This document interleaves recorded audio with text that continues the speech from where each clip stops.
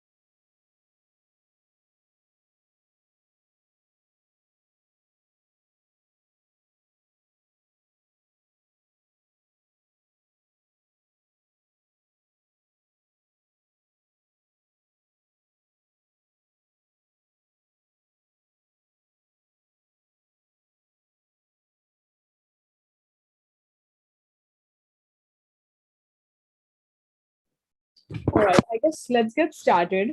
All right. Um, so just so that everyone knows, we have Shanice and Saurabh here with us from Stanford and Harvard Business School, for today's panel discussion and about life at business school. And we were expecting one more participant to join from Columbia Business School, but he's not here due to some technical difficulties. So we are at least, going to get started for now. And if he's able to join, great. If not, then, we have plenty of ground to cover. I think, doing just Harvard and Stanford. All right. I'm going to just run through a few slides, before we get started. And I also, once I come to the panelists, then I think I will talk about the panelists. Okay. All right. I'm just going to share my screen.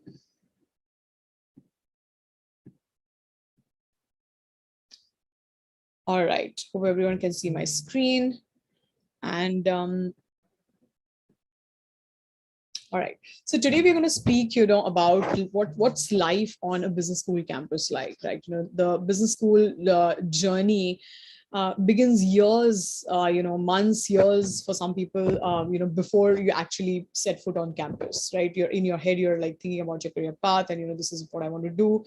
And that's where it really starts. And when you come on campus, there's very few things that people know what really goes on campus, right? So that's what today's discussion is about. It's going to be a great learning session for me personally.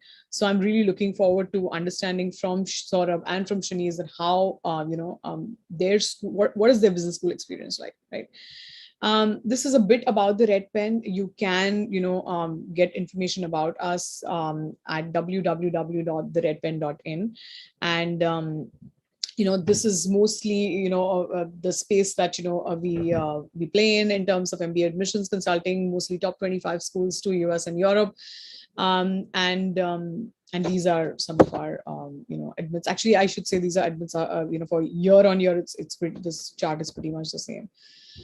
All right, so today we are going to cover, what's a day on campus like, some school-specific questions for Harvard Business School and Columbia, for Harvard Business School and Stanford GSB, some favorite class, professor, clubs on campus, advantages of the location, career center resources, internship experience, and of course, everyone would like to know, what did you guys do, in terms of your application that someone can benefit. But this is not about application, so I think that I'm just going to park that question for the end if we have time for that, and then we will take up some Q&A. Right.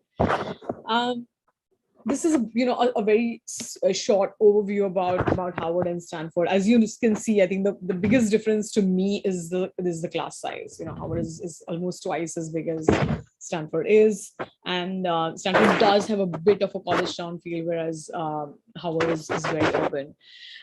It's while these are statistics and that you can find on the school website itself, what you would not know is what really goes on in terms of the culture at a particular school, and how are you a good fit for this particular school.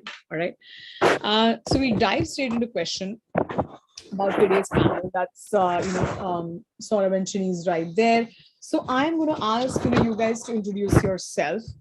um, I want you to tell me, your name. The business school you're at is on your screen, but when will you graduate? Why did you choose this school? And one advice that you wish you had received before you started business school.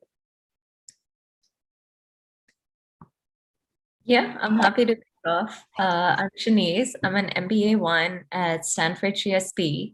I'll be graduating in 2023.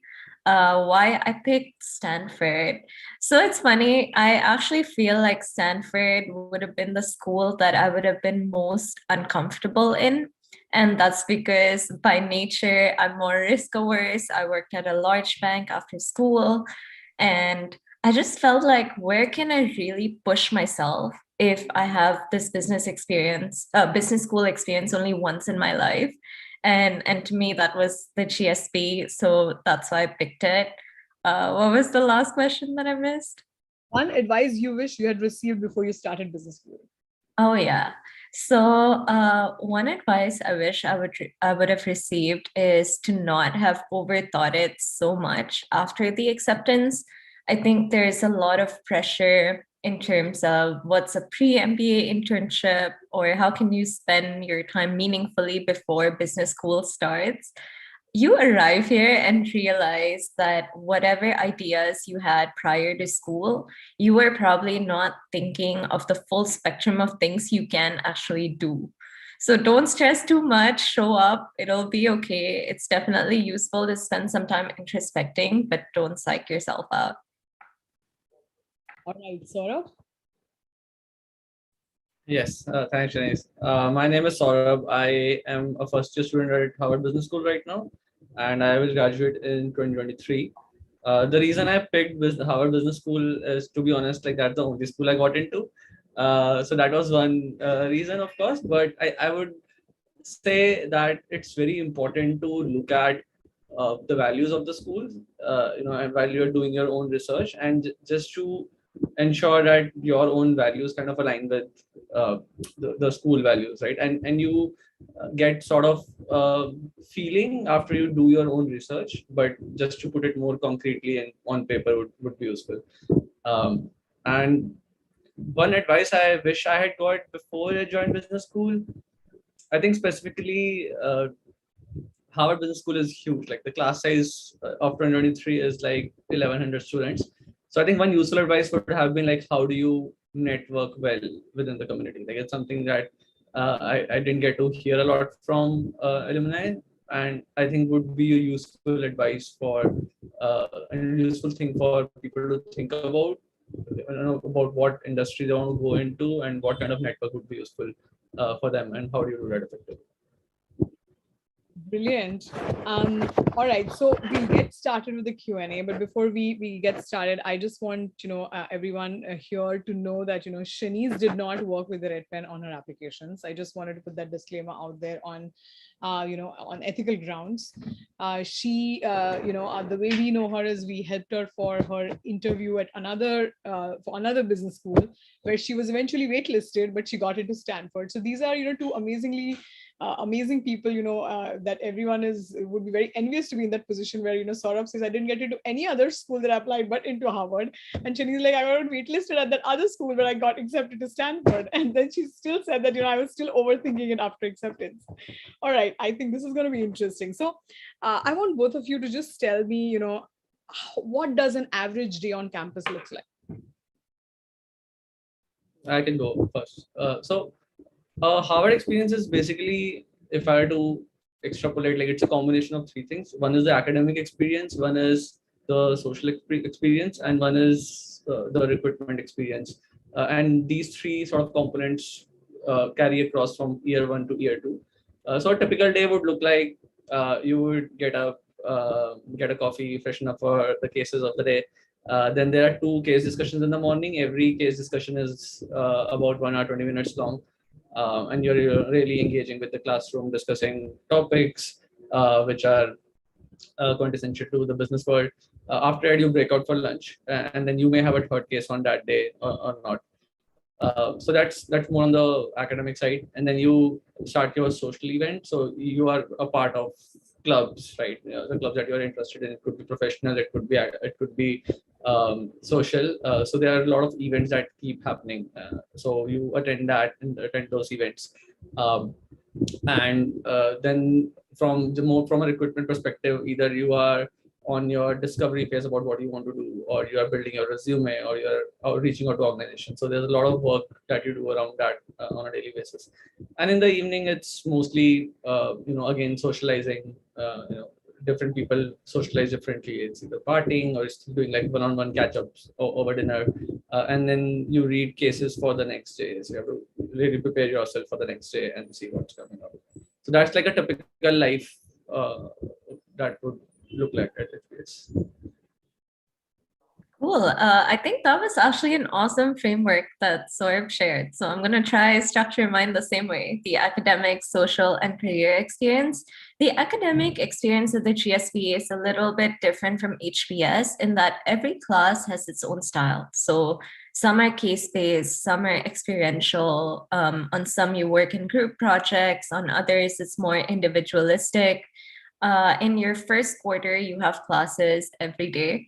And so you spend a lot of time preparing for class, whether that's readings or projects or other things. From the second quarter onwards, you have Wednesdays off. So that's helpful in terms of trying to stack all your interviews or other career things on your Wednesdays, ideally. In terms of the career experience, in your first year, there are a lot of career services workshops that the school conducts. So that there's always an info session or a brown bag lunch with a company that's visiting campus, or you get one-on-one time with a career advisor and so on. So that is mostly self-driven, I would say. The resources are there, but there is no one insisting that you attend anything. So you kind of have to be more targeted about what you want to do. And then third, in terms of the social experience, again, like Saurabh said, people socialize differently. I love to do one-on-one coffee chats as well as small group dinners, but pepper in some of those large parties and traditions that we have at the GSB. So some examples would be Foam. It's a party that happens every Tuesday night with a different theme. It could be karaoke, it could be Chuck E. Cheese. The options are endless. And weekends, if we're not on campus, we're probably traveling somewhere fun. There's a big travel culture at the GSB. All right, that's great. So if I hear you both right, do you all have classes every day, or you have any break? Like I will have classes 3 days a week, and I have 2 days to do career, my career search, or work on other things, or it's every day, like morning to evening. I can start. First quarter, it's every day. Second quarter onwards, you have Wednesdays off unless you're taking classes across the street, which means basically any of other Stanford schools.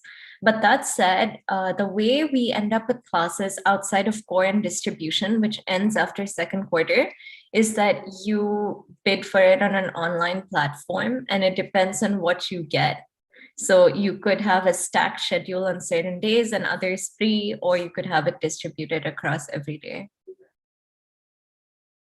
Is that the same for you, Saurabh? For us in year one, we have classes every day because the curriculum is fixed and we don't get to choose what courses can we pick. And we are most of the time jealous of other business schools because a lot of business schools are like 4 days a week. So we are like, if it's 5 days a week, we get really hectic sometimes. In the second year, it's much more flexible because you get to choose what time slots you want to study at or what courses you want to pick. So students plan accordingly so that they can, have probably one day of a week off, or they don't want to get up early in the morning, so they just take classes that start at 10 or 11. Yeah, brilliant. The reason I asked is because when I was, doing my MBA at Columbia Business School, I was doing the executive program, and we were taking classes with the full-time MBA, and their schedule was like all over the place. And I was like, wow, I didn't think full-time MBA has, so many, spaces in between classes. So that's why, that just, that is something maybe someone who's applying may not know, that there are either it's like go, go, go, or there are actually breaks. Um, this question is now, Shanice, for you. I think, how has year two been different from year one? Oh, I'm still in my second quarter of my first year. So both of you are still first year students. Yeah. Yeah, for Saurabh, I knew that this is not the question, but how would you describe the culture of your school? That's a hard one. I'll try and take a dig at it. So I think since Harvard is like a big school, there's no sort of a master culture. If I were to say, it's very, because people don't interact with everyone. To summarize it, like at a more broader level, people are very sort of approachable and helpful. So if you know that someone in first year needs help, so they'll be more than happy to set up a coffee chat or help out in any way. So in that way, it's more helpful, and everyone is approachable. Having said that, as I mentioned, like because it's a large size, people are a part of small communities. Like I'm a part of, for example, South Asia Business Association, and I hang out a lot with people in the community, and I'm a part of Pride Club, right? So, and every club sort of has a different culture. So I mean, there's no culture. Like I can't define what a culture at HBS would look like if I were to quote it that way. Having said that, before coming in, I had some notion that people at Harvard Business School would be very type A, alpha, kind of people. But surprisingly, I find that there are different approaches and different value set that people come in with, and it's not necessarily what you have in mind before you enter into school. So I find like a lot of warm people, people who want to maybe go into a social enterprise or start their own businesses. Like so, you find a huge variety within the campus, and it's a sort of benefit of having a large classroom. It's great. I think you're like a fish who's taken to water, because you're like, I cannot describe the culture because it's difficult sometimes to say, because sometimes it's so much a part of you as much as you're a part of the school. Shanice, how would you describe Stanford? Yeah, so I would say three things. One is that it's very open-minded. Like I think in Asia, especially, I grew up in Indonesia and Singapore, you put limits on what you can achieve inadvertently. And at Stanford, I feel like some of those limits are taken away. So everyone is ready to engage in ideas, whether that's your classmates, your professors, the career advisors. And no one looks at you like you're crazy just because you want to do something different or you haven't figured things out yet. So that open-mindedness is something that really stood out to me. Two, I think, again, similar to Saurabh, is the humility of people here. There's no sense of that type A competitive spirit. Like these are people who've run unicorns, managed their own funds, competed in the Olympics, and often I didn't even know about it until I've hung out with them a long time. And that's kind of crazy. There is no pressure to prove yourself based on your title. And then the third thing is vulnerability is sort of embraced, or soft skills rather. There are a lot of classes, frameworks, workshops that encourage you to tap on the softer side of your skills. Happy to talk about that later. That I think really stands out in terms of developing your leadership, not just with content, but with style and delivery. Okay, that's great. Continuing, our conversation on Stanford, if we have to speak about, collaboration, I hear this, across when we are researching, helping students research, a business school, whether they should apply or not. One thing I have heard again and again about Stanford is that students really support each other. I had once heard, one of the admission directors at Stanford say that we actually hold students accountable to their goals. So we are very interested in knowing what is it that they really want to do, and we try to look for that in the application and the interviews. So, but every school is collaborative. How is that collaboration at Stanford, maybe given the small class size, makes a difference, but how is collaboration at Stanford really different? Yeah, I guess my data points are limited to Stanford, so I'm not sure what it looks like at other schools, but I can tell you the few things that stand out. In terms of collaboration, so one, in your first quarter, you're encouraged to form accountability groups with your peers. So these are groups of 3 to 4 students. The career office facilitates that, and we keep each other like it's a forum for you to chat about what your goals are, but also a mechanism for you to stay accountable to them. That's one. The second one is most of the things that we do in class. So, for example, the entrepreneurial classes like Lean Launchpad or Startup Garage, they're done in teams, and you're encouraged to have a member who is from the engineering school. You're encouraged to work with different types of people. So, you end up going through that startup journey in the class with a solid team. And whether that startup idea works out or not, that team experience is something that a lot of people take away from that.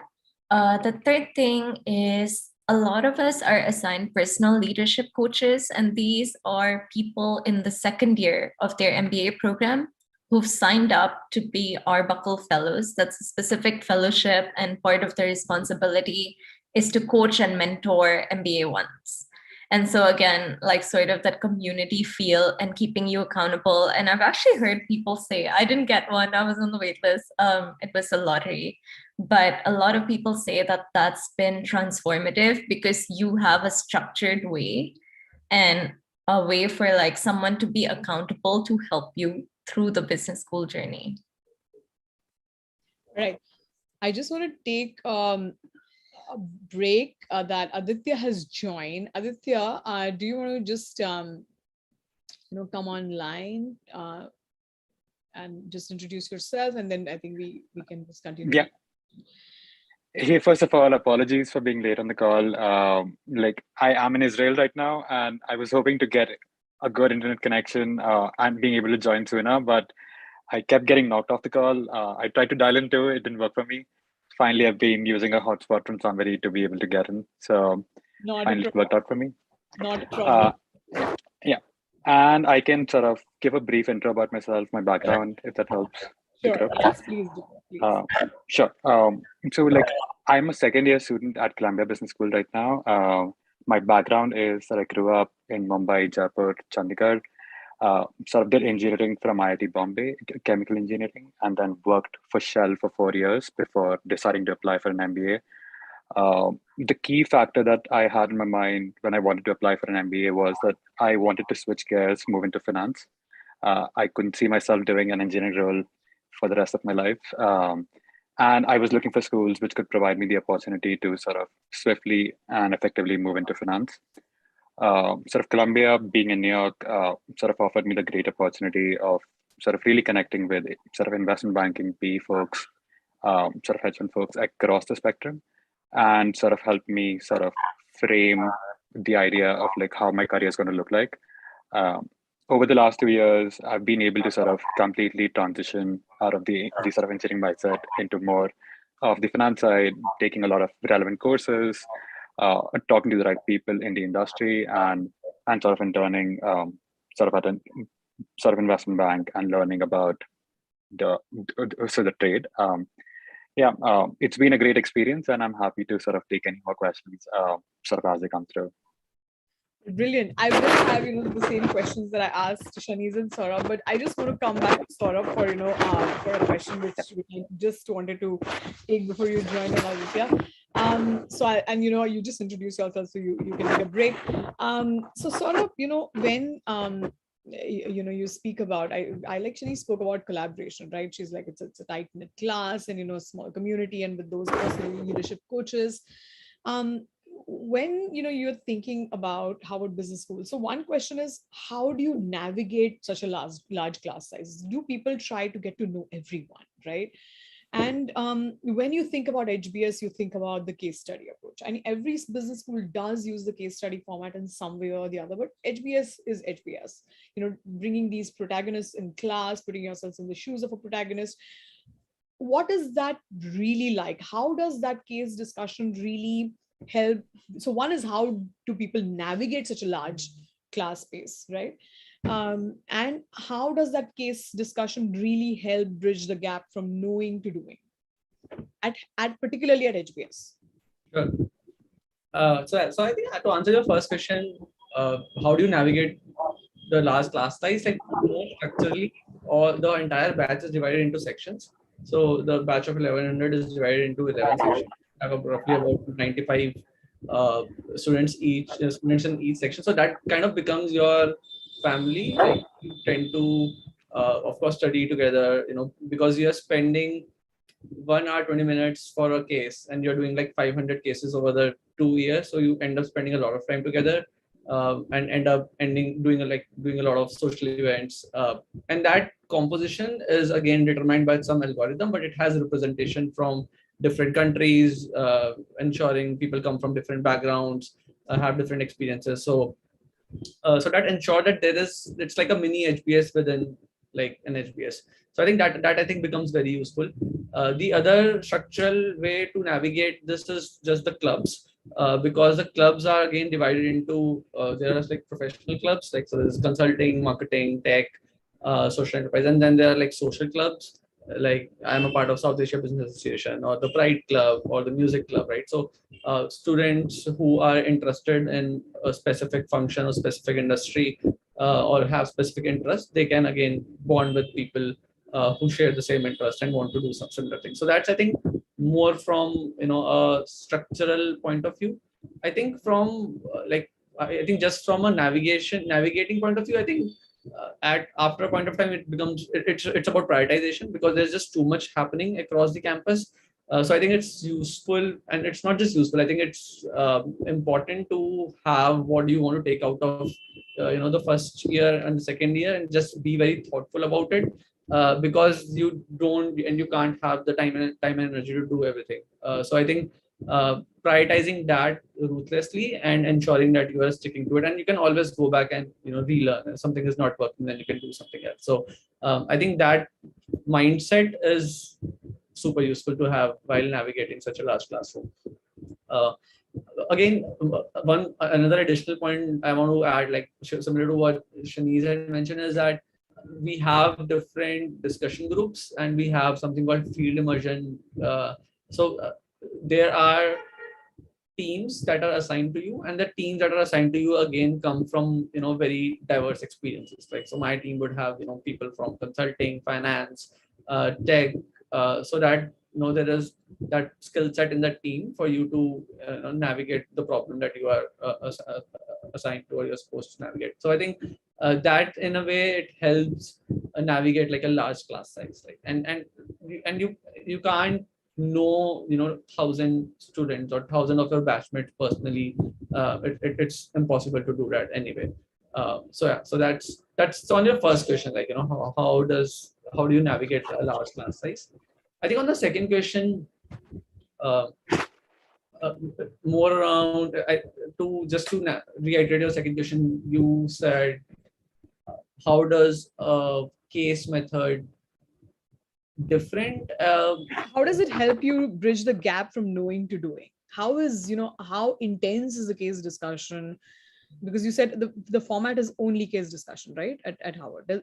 Are there lectures? There are no lectures. There are no lectures. Then no, So everything is case discussion. everything is discussion, and sometimes we also find it stupid because there are some cases like finance in which you need to learn how to create like balance sheet and you sell. So I would say the case discussion is like fantastic. Like, so I think three reasons broadly, right? One is that you are not supposed to you are supposed to read about the case facts about what happened before you walk into the classroom, right? So think about it like if you are in a leadership position in any organization, right? All the knowns, including data points about what has happened, what is data looking like, would be given to you by your team, or you would know that by yourself, and the challenge would be how do you still make a decision in that scenario with the data points that you have, right? So it's more about building or honing that mindset about how do you navigate difficult situations and leadership positions.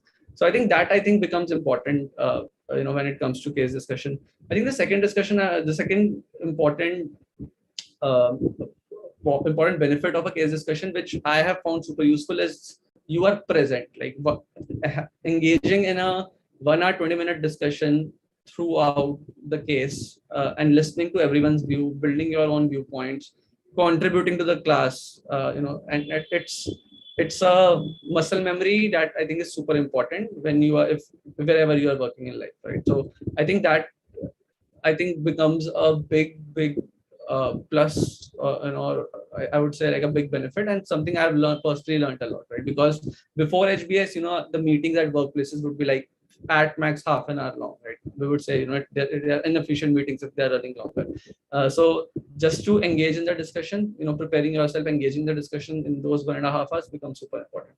And I think the third beautiful thing about a case method is that everyone walks away with very different learnings, because everyone starts at a very different pace, right? So my learning or Aditya's learning or Shini's learning walking into a case would be very different, and it's not a lecture, like it's not something that is you are being taught, it's something that has to be done this way. So what we take away from the discussion is dependent on what our values are, or how we think analytically, right? So, and I think that is one beautiful thing about case discussion. And like we completed like 100 years of case method last year, so you might have seen it across. Harvard publishes it a lot. Yes, I saw that. So, for the first question that you answered, Saurabh, I understood that there are social clubs and there are professional clubs, but do you have, the cluster system that you have at Columbia Business School? Are you assigned, let's say, a team of 4 or 5 that stays constant throughout, the first year of the required curriculum, or those teams change depending on different cases? So we have something called a discussion group. A discussion group is more from an academic perspective. If you are so the discussion group is supposed to meet every day in the morning and discuss case method, like so as to you are more prepared when you're walking into a case discussion. And then in the second term of the first year, it's more of an optional thing. Yeah. But that one team, it stays constant throughout for at least the first year.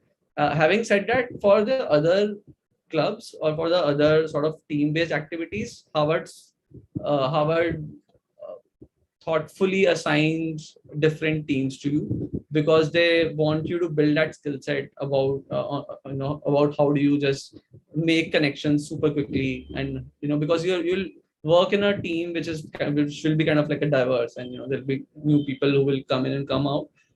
So like Harvard wants us to build that skill set on how do you build that connections very easily. So some of those discussion groups are thoughtfully different people when we engage in something beyond academics.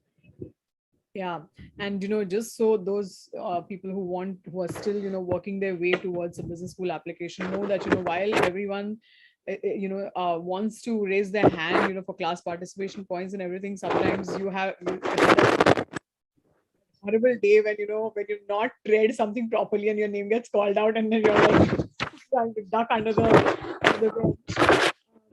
So anyway, but It's called a cold call, and it's something yes.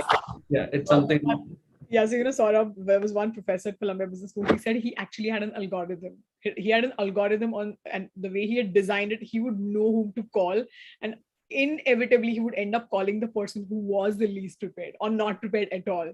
I don't know how he did that, but I was like, oh man.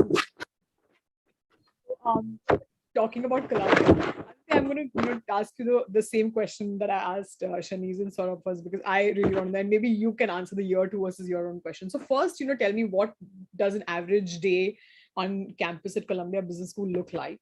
And how has year two been different than year one for you? Sure.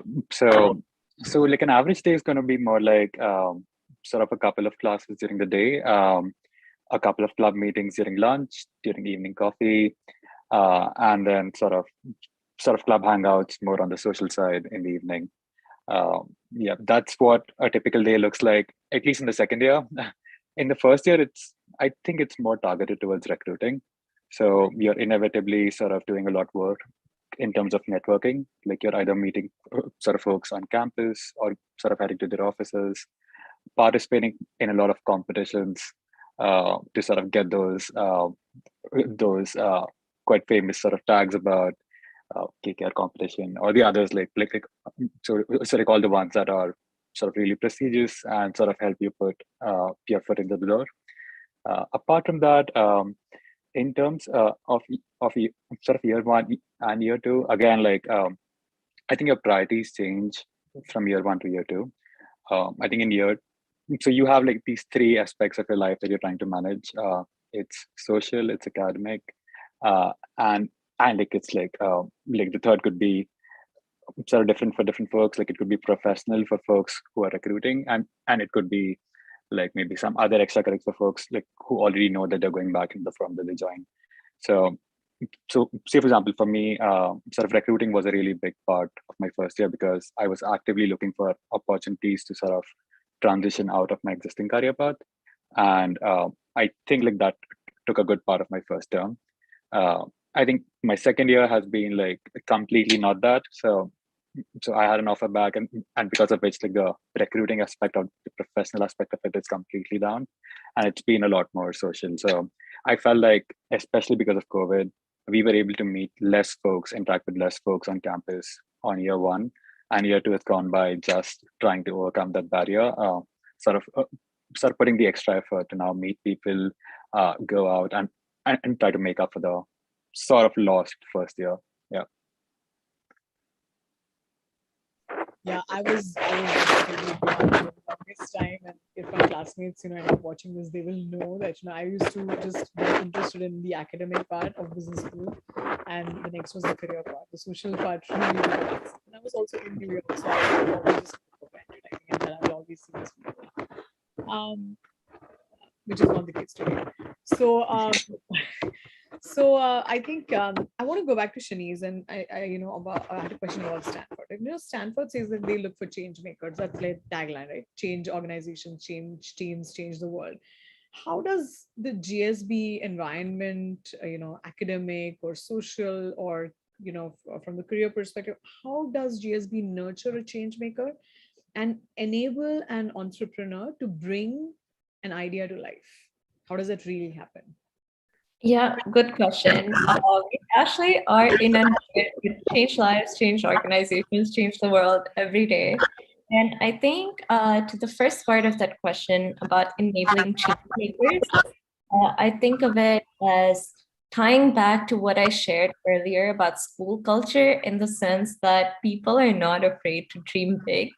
You don't get no's a lot. You get, okay, how do we get you there?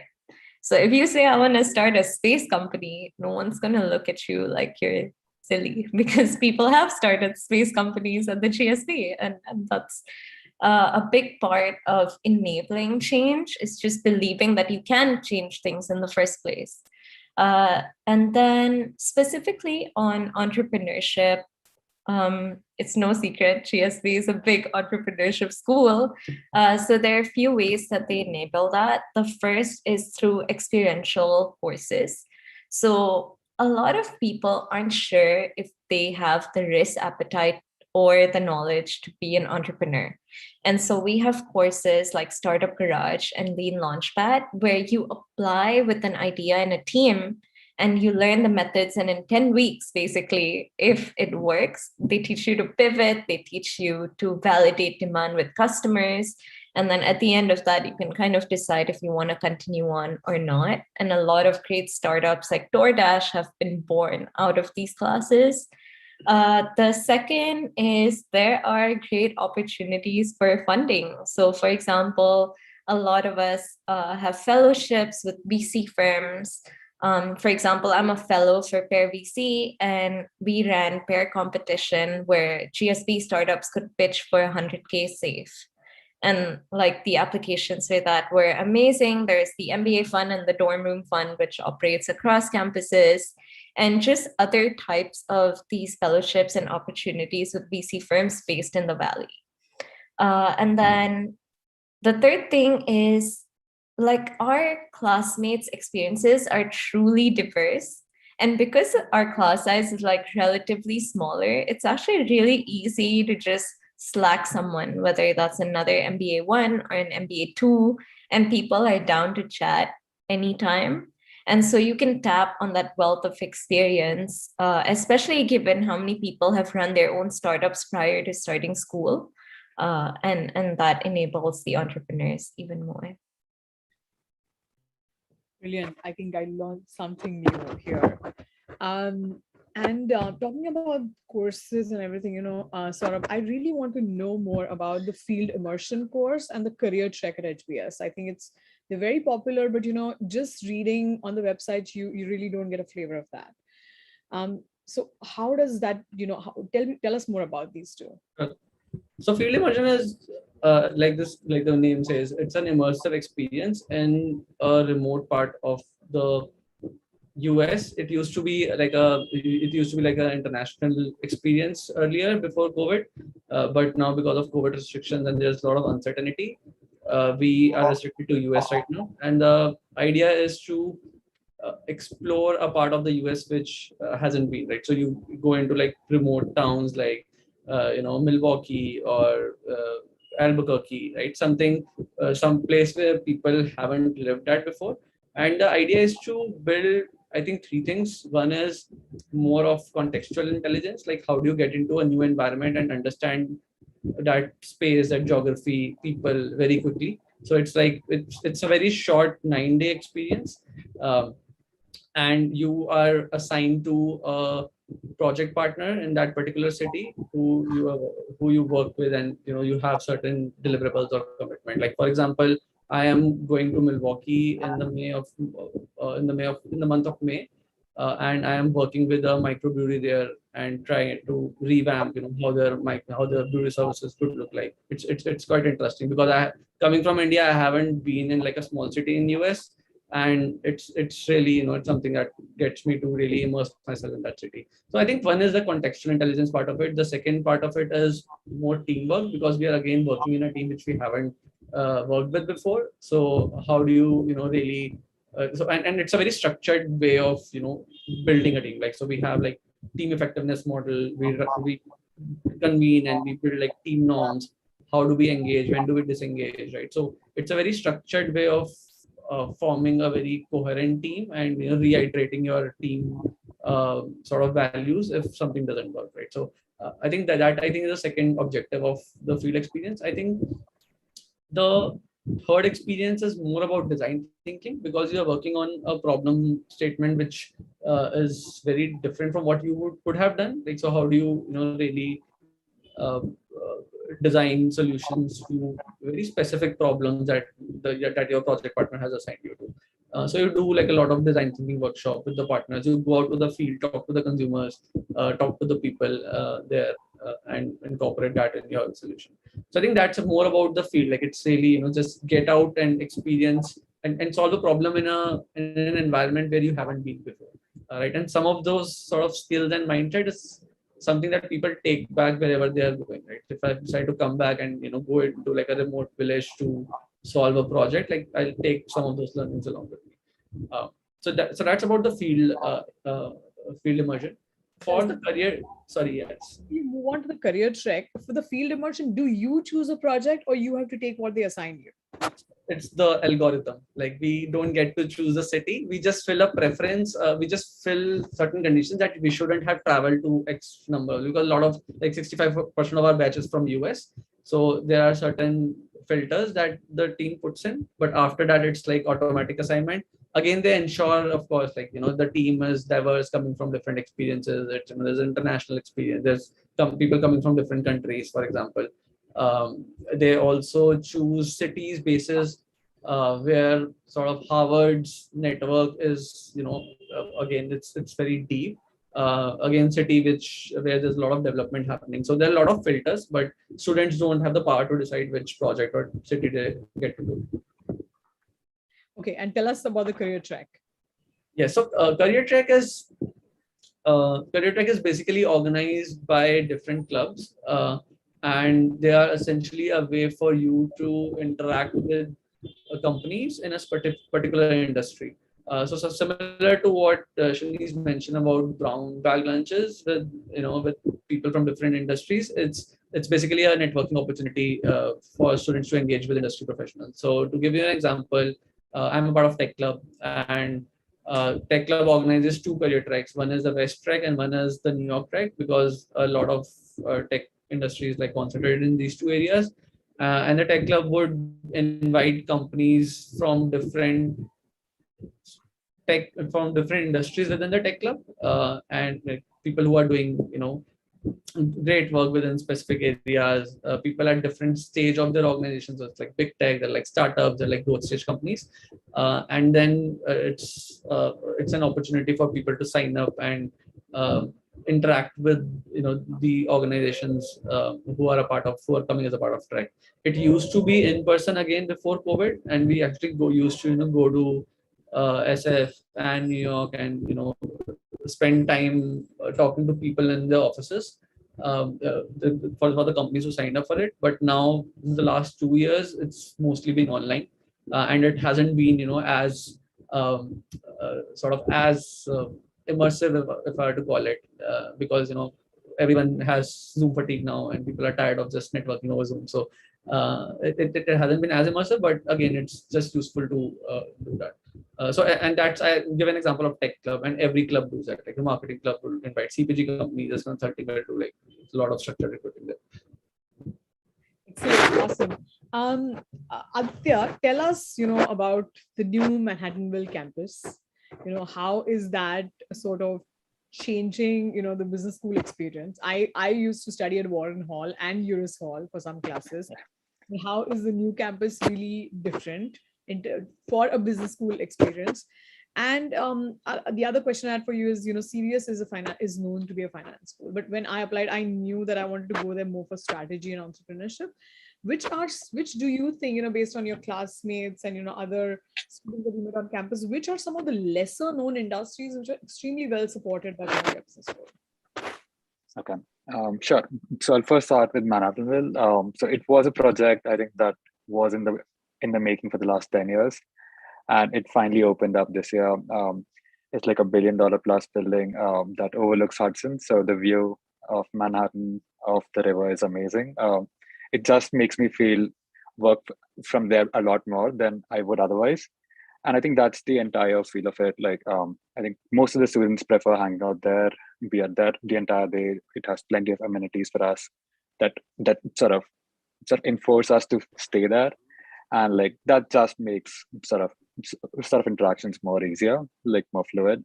I feel like I've met maybe like 30% of my batch more this term, sort of as compared to like all 3 terms before, and that's just been because we are so much on campus now as compared to before. That being said, like it's a bit far away from the old Columbia campus, because of which, say for example, if you're taking courses across schools, you might have to sort of go by a subway or take a small bus to go to campus. But I think that being aside, like I feel like most of us take business school courses, and hence it makes it easier for us to stay in those buildings, like have a good time. In terms of the second question, sort of finance and tech have sort of been the backbone. And I feel like majority of the folks sort of focus on like either of the two. It's been more tech than finance in like the last 3 or 4 years. Obviously, like I think sort of New York has a great sort of tech scene with sort of healthcare and like sort of finance. So like fintech opportunities and health tech opportunities are plenty. In terms of the other sort of sectors, like apart from the sort of normally known the consulting career paths, strategy career paths, sort of leadership programs, I feel like something that sort of isn't as highlighted, but I feel like it's definitely a very important part is sort of social impact. There are a lot of really, really good courses at CBS where you're able to, so you're given uh, sort of a kit of like $25,000-$30,000 that you have to invest in a couple of NGOs by the end of the term. And sort of every kid gets that. And like it's sort of a really immersive exercise where you're trying to understand the thought process of like what particular sector, subsector, NGO that's doing the best work in that sector you want to invest in. And like that's such a rich experience if you sort of want to be in that sector long term. So so like definitely like one sector which I feel like sort of isn't talked much about but is super relevant for CBS is social impact. Yeah, I do agree. I think social entrepreneurship is huge because I think New York City is one of the cities with the highest number of social ventures in a metro city in the world. And wow, $30,000 is a lot of amount. I would be Yeah. scared. Um, all right. I think there's just so much to talk and we have so little time, but I'm going to try and cover as much ground. I want all of you to tell me that you can do a round robin, but who's your favorite, which is your favorite class, your favorite professor, and why?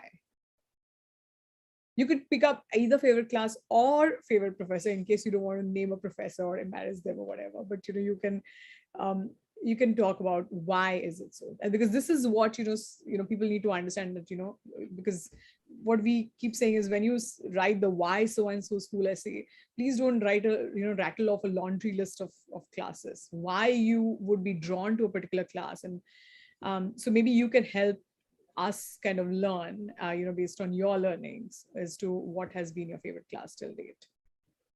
I can go. This is an easy one for me. So my favorite class in this term and last term is a class called Leadership and Corporate Accountability, and it's been taught by a professor called Niane. And the objective of the course is to talk about how do we look at ethical, legal, and economic side of the business. Right. For example, we discuss topics like should Exxon invest in ESG, or recently we did a case on India in which lead was found in Maggie a few years ago, and the Maggie had to take it off the market. Right. So what should Maggie do in such situation? Right. So it's more about what are your responsibilities as the business leader to your shareholders, your board members, your society in general, your consumers. And the reason I find it great was that you walk into a case discussion with a certain viewpoint that this should be done this way, but there are so great compelling arguments on the other side of it, and there's always this inherent tension in my mind about what is right and what is not right, and how do you make sense of it. And I found super useful. I think the other thing which I found super useful is that it helps you reflect on your values, about what your values would be if you were the leader of that particular business. And it's another thing which I find super useful about this course. And the professor who is teaching is Nian is like very thoughtful, and he would uh, try to encourage people to engage in debate who have like conflicting viewpoints, and try to resolve some of the tension that is there between the classes. Happy to go next. Actually, I would say leading with values, which sounds very similar to what Saurabh shared, was one of my favorite classes. But in the interest of offering maybe a different perspective, the other class that I really enjoyed was something called Lead Labs or Leadership Labs, but we all call it Lead Labs, where in your first quarter, they put you in a squad of 5 to 6 people. And that squad meets every single week for a few hours. There's a case study, And everyone in the squad plays a different role or character in that case study. So it could be a difficult negotiation, it could be a firing, it could be a cross-border tension. And there are observers. So a fellow who is from the second year of the MBA program observing you during that role play. And then following that role play, we all give each other feedback on communication styles, on areas of improvement. And why I thought that was actually really useful is because you get to try out different personas. I think in the workplace, you're used to what works for you, but you don't know how that translates to different environments, to different cultures. So, for example, something that I said that would have been perceived as very aggressive in Singapore actually left me with a lot more room to push in a US context. So things like that, it's iterative, you do it week on week, and at the end of it, you realize what works and what doesn't in a completely new context. So that was super cool for me. Yeah. So for me is a course that I'm doing this term. It's called Managerial Negotiations. It's taught by a professor called Shai Devidai. The reason why I love that course is they don't teach that course at all. It's all about you sort of negotiating for 3 hours with sort of a student in your class sort of every week. And probably like, so I used to feel like negotiations is something that you're born with. You're either a good negotiator or you're not.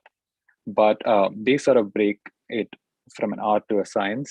And I feel like even though I'm sort of midway in that course, but I've become so much better, and I'm going to definitely negotiate my next salary.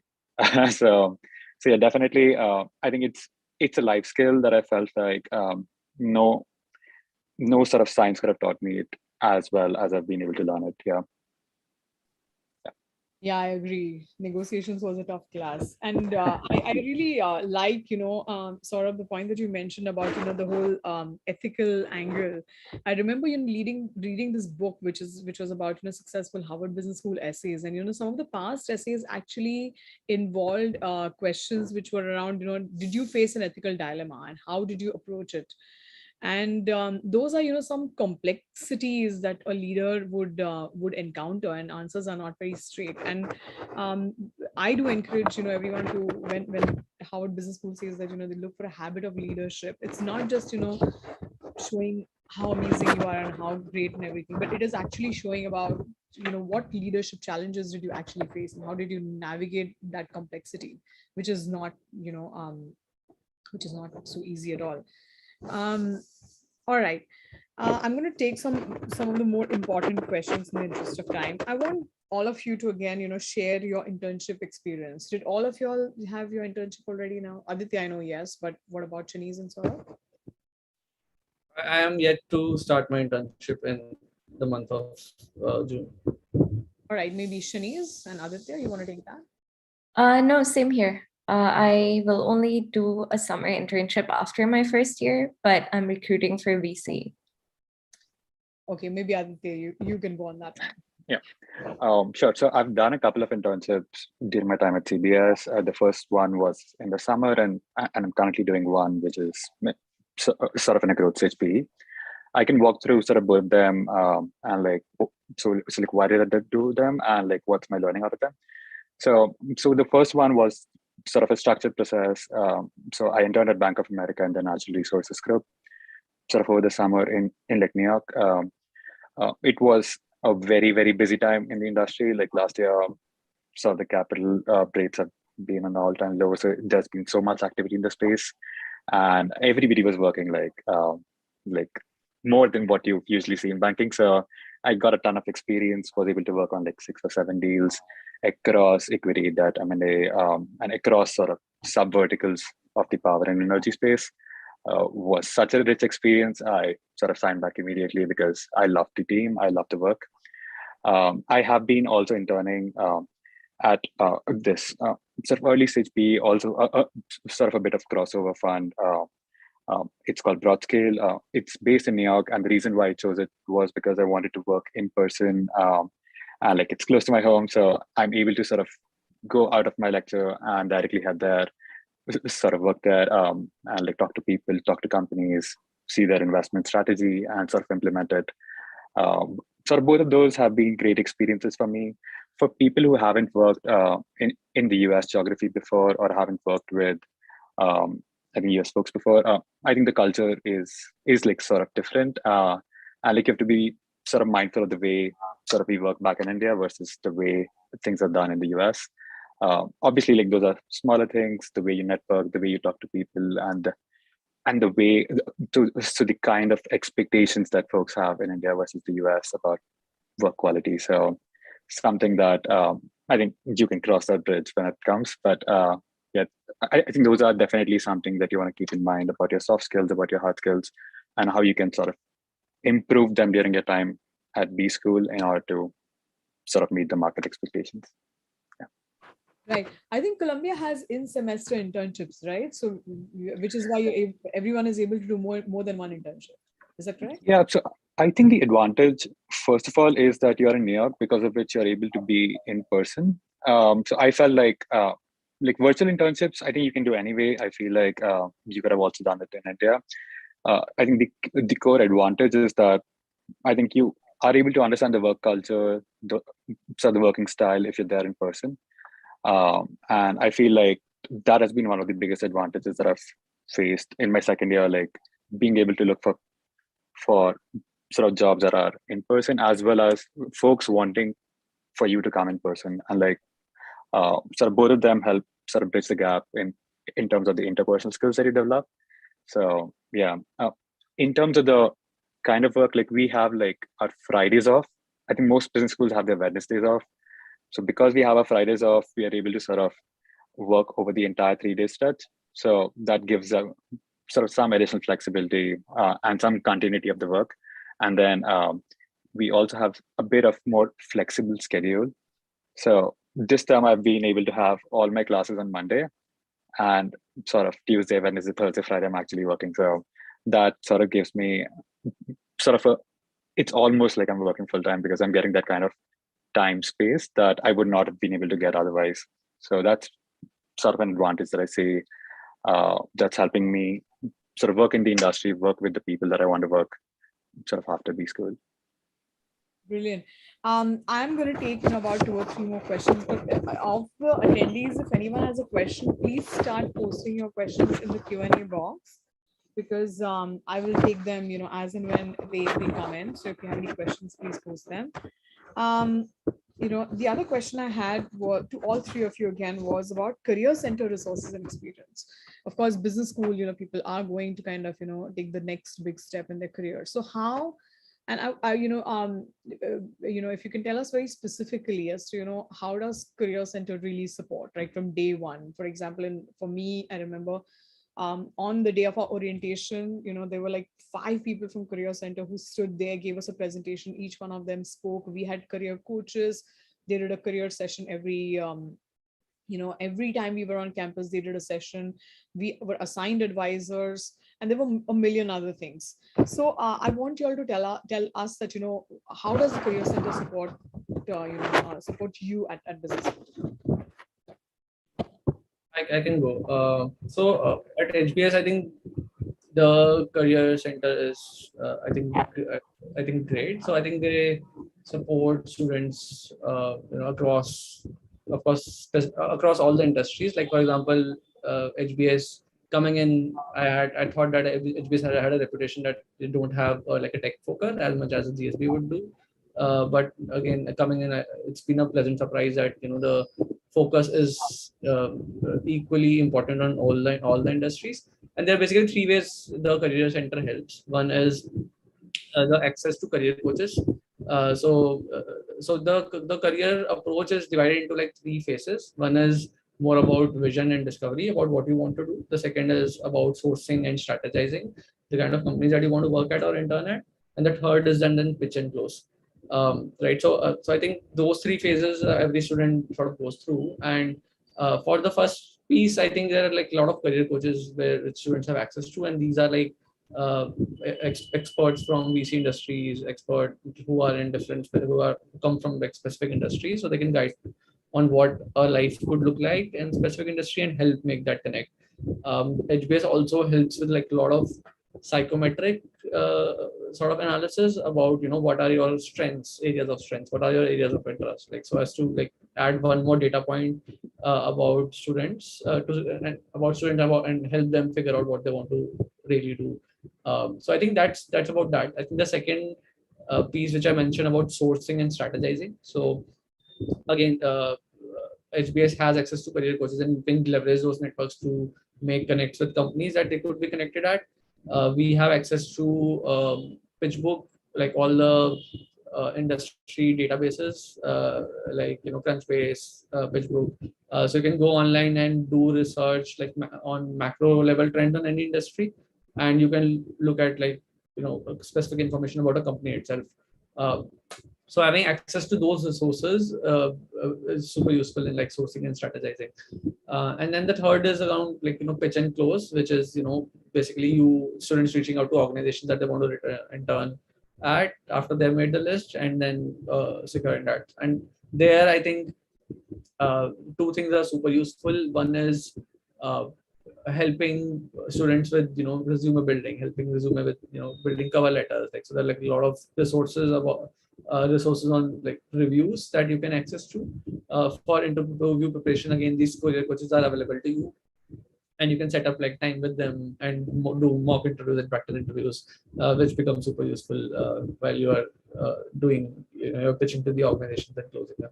I think so. That's more on the career sort of career center side. I think career center also incentivize second year students to become mentors to the first year students because they have gone through this cycle very recently. So the second year students are able to sort of empathize more and just give more targeted feedback.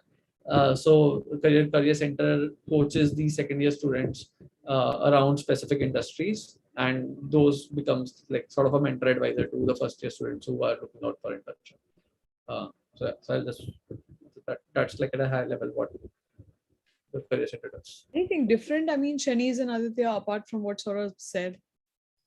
Yeah, broadly similar. The one difference is, or I don't know if that's a difference, but the one point is that the CMC advisors at the GSB are specialized by industry. So you're not actually assigned to one specific person. You can make appointments with any or all of them, depending on your areas of interest.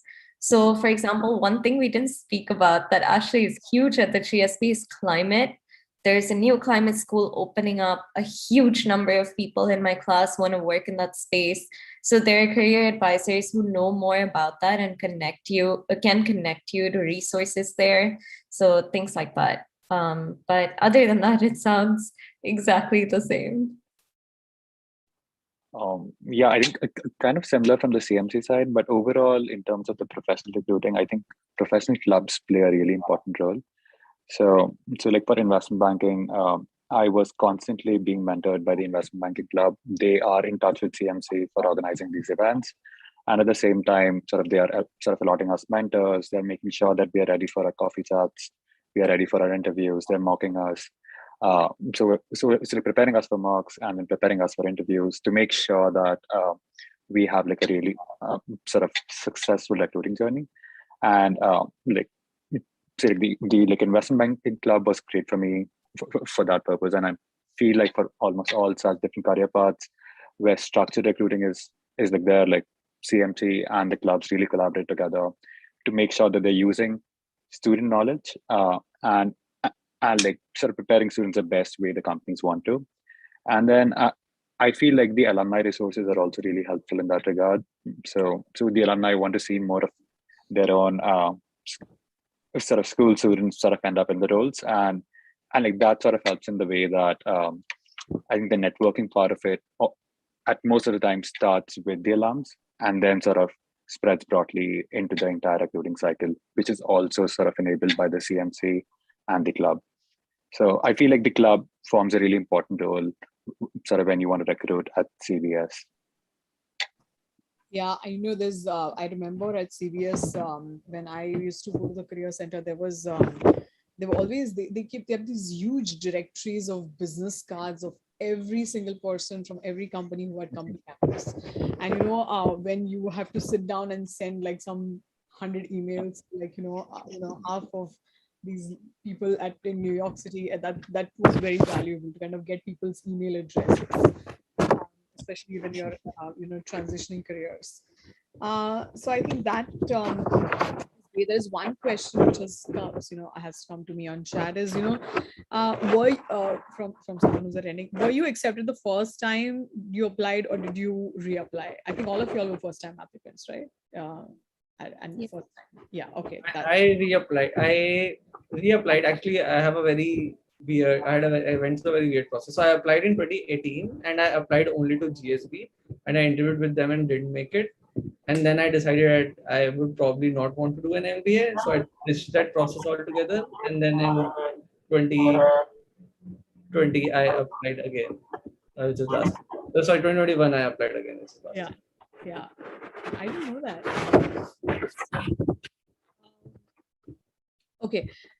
The question is, why did you choose your program over others that offered you acceptance? I think Saurabh answered that question at the beginning, but Aditya, why did you? Yeah. So like two reasons. Like one, that both me and my wife were about to do our MBAs together, and for us, like being at the same MBA school was really important. So since Columbia has the ED round, it sort of enabled us to sort of apply, be at the front of the line, and like clear it, sort of as compared to sort of waiting for rounds and like having that situation where it might not end up in the same side of the coast or the same school.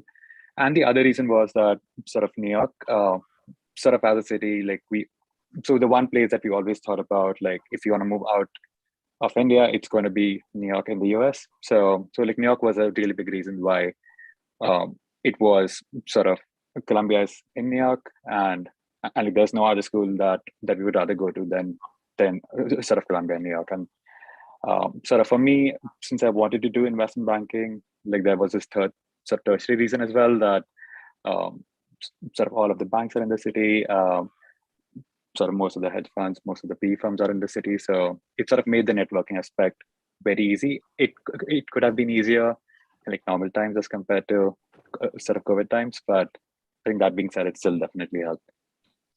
Brilliant. Okay, so Saurabh has a hard stop in literally a couple of minutes. So I think I'm going to give you the final closing question, Saurabh.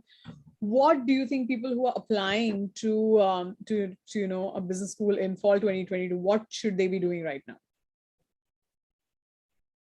I think first of all, one advice I would give is like don't stress a lot. Like I have been through this process like a couple of times. It's not the end of the world. Like business school is a way for you to achieve what you are set to achieve, and if it like give everything, give all that you have, but don't stress about the outcomes or particular school that you didn't get to. Like and so I think that's one advice that I will give. The second advice I would give is just plan ahead. Like it's useful to it's a very short cycle, so just be very thoughtful. Like these are 2 months that you want to finish your resume and figure out what schools that you want to apply to, and these are the next 2 months that you're going to do this, and stick to the timelines. Like that I think becomes very important. If you are working with a consultant, then ensure that the ball is on the other court. Like for example, if you have something on your plate, just finish it and send it out for review so that they can send it back again. So I think this planning becomes really important, and it's a process. So don't get yourself emotionally attached to the process. Like give everything, think about it more like from logically, and just get done with the process. Yeah. Okay, those are very wise words, but I think, for those of you, many of you, every one of you may not know that Saurabh is extremely structured, very meticulous, very methodical, and always on top of things. So I think, Saurabh, that I think, definitely helps. And I keep saying that, you have to stay on top of it. You have to drive the process. So, well, thank you so much for the time. Okay, on a Sunday morning, I really appreciate this. I think I need to talk to you maybe one-on-one, because I have like a zillion questions, and maybe we take that up offline. Yeah. We'll catch up. Thank you, Preeti. Thank you, so much, Saurabh. Bye. Yes. Bye. Bye. Nice to meet you. Bye. Nice to meet you. All right. So Shanice and Aditya, I'm going to ask you both the same questions, and I'm not going to hold you, back from your Sunday either. So why don't you both tell us, from your experience, that what should students be doing now in terms of understanding how to choose a school or doing the resume? What should they be doing right now? Yeah, I have two very strong thoughts on this. One is believe in yourself. I think as women, we often short sell ourselves. We aren't sure, can we get into the top schools? And it took me time speaking with many, many different people to even feel like I deserve to apply to a place like the GSB. And that's so silly. You shouldn't be the inhibitor of your own dreams. So believe in yourself. That's one. Two, and this is specific to the GSB, the What Matters Most essay is very, very personal. So I actually started reflecting about my life experiences maybe in June when the essay was due in September. And that journey of self-discovery, taking the time to introspect, is what I think made for a powerful What Matters Most to You and Why essay. And I don't feel like that's something that just got me to school, but it's something that I will keep because I feel like I discovered myself so much in the process. So really investing that time, because you won't know what matters most to you if you only have 2 days to the deadline. Yeah, I think that's a brilliant advice, because that essay does require a lot of authenticity, and you really, really have to know what truly matters to you. Aditya. Yeah. So I think both of those points are really, really good, and I feel like definitely you have to follow them. I would just say, like, yeah, to sort of make up your mind about what school is going to be the best for you, you just have to talk to more people. Like, there's no other way you can find that out. Keep talking to people. I think say like if you've already talked to five, talk to five more, because you're going to get like five different opinions about everything, and like that's going to help you sort of sort out the differences. Like, you can't just say, for example, I I feel like I would have talked to at least 50 sort of people across business schools to make up my mind about where I want to go. And I feel like even then I was not sure. So like sort of anything less than that would have definitely not helped me in terms of being able to see the advantages and disadvantages of like every school. So yeah, talk to as many people, focus on your GMAT. I do feel like so like most of us who are currently working keep postponing it, and then it all comes sort of together, the application, the GMAT, and then you're sort of stuck into things that you can clearly avoid by being sort of ahead of it, sort of wrapping up your GMAT, closing it down, and then sort of having sufficient time to sort of look for a good consultant, and like talk to them, try to understand like if your needs sort of align with them, and sort of lock them up sooner as well. So yeah, I think those were the two things that I can think of. But yeah, I think both sort of Anthony's sort of covered it really well. All right, cool. Yeah, when you're in that MBA application phase, I think you're just consumed by just one thing. But when you come on campus, suddenly that whole, that stress or whatever disappears, because you suddenly feel that, oh my God, I thought I was just approaching the summit, but guess what? The summit has a long, long way to go. This is not even the base camp. So I think it was very interesting. I think to learn some new things today, talking to you guys. Thank you so much for making the time. There are questions, but I'm not going to take them up. I think we are fine. I've got some through chat. Well, thank you so much, and I will catch up with you one-on-one for all the questions that I have about the school, as we continue to advise applicants. But thank you very much once again, and have a lovely Sunday. Thank you. Thank you so much.